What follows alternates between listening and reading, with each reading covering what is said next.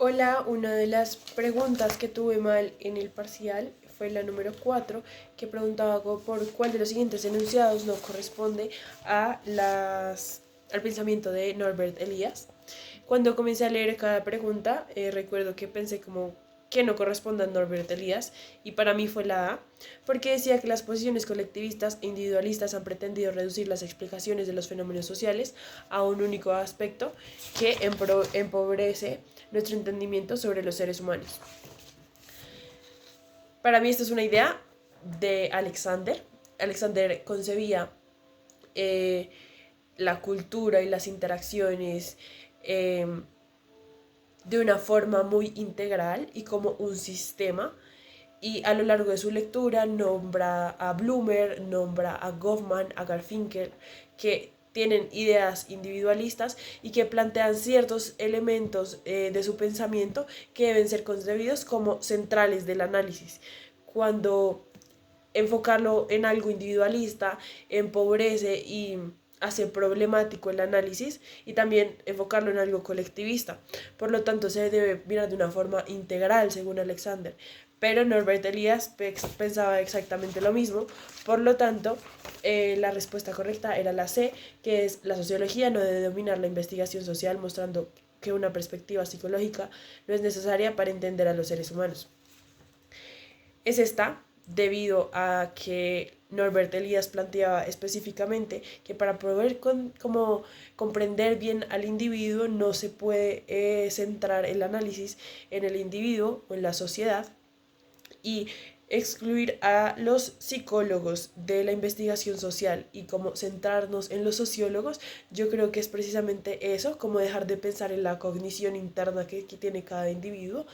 Y Norbert Elias no quiere eso. Norbert Elias quiere eh, analizarlo de una forma integral que incluya al colectivo en el que está inmerso un individuo y ese universo interno que tiene el individuo. Por eso no tiene sentido que Norbert Elias diga que se debe excluir a los psicólogos. La respuesta correcta era la C.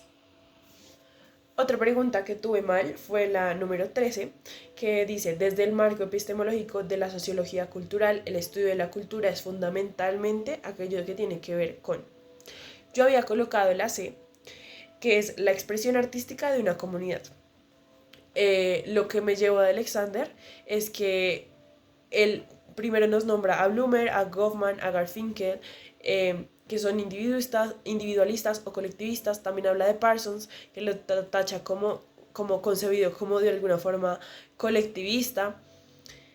Y nos dice cómo estos modelos que se estaban planteando pueden llegar a ser de alguna forma reduccionistas, ya que quieren que nos centremos en un solo aspecto que ellos proponen en sus teorías, pero hay que verlo de una forma como un sistema. Importa el contexto, importa la audiencia, dependiendo del contexto en el que se esté dando la situación, importan quiénes son los actores, importan cómo los actores modelan los símbolos que emiten.